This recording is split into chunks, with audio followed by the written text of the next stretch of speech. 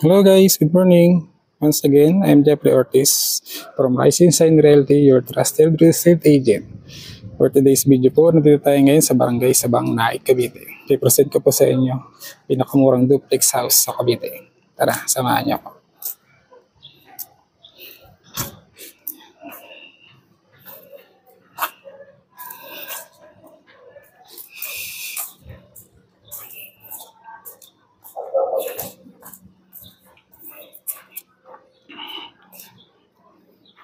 Pag Civil Village po, meron po siyang lot area na 50 per square meter, floor area na 45.5 square meter.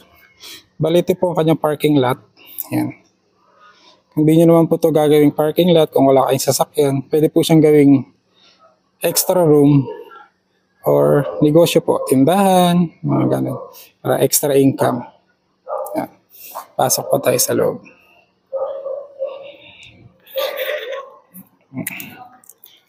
Bali si pag Civil Village po pala, ang turnover unit is naka-basic na po. Yan, naka-white paint na po siya. Ayan, kung napapansin nyo po, naka-sliding window na rin po tayo. Pasok po tayo sa loob. Ito po yung extra door, papunta po dun sa parking lot natin.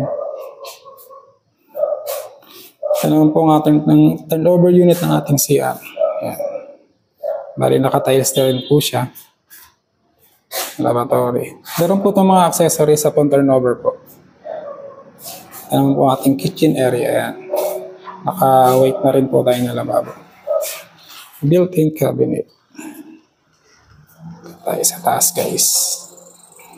Pakita ko sa inyo yung room.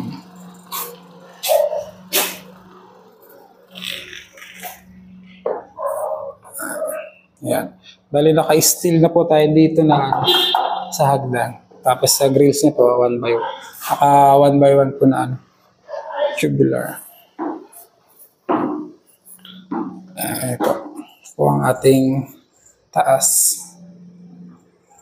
Pag Civil Village po is naka-prepared for 2 bedrooms. Pero kung magbibuilt-in po kayo dito ng double deck, kasya po ang 4 na higaan. Narin na rin tayo naka-ready na window type para sa aircon. Dalawa po yan. Ito po isa yan. Kung kayo po tayo taga Bulacan, especially sa Santa Maria or taga Teresa Rizal, meron din po kami project na pag-civil. Sa school po, meron pong public school dito, elementary and high school. Bali, 1 ride lang po siya ng tricycle.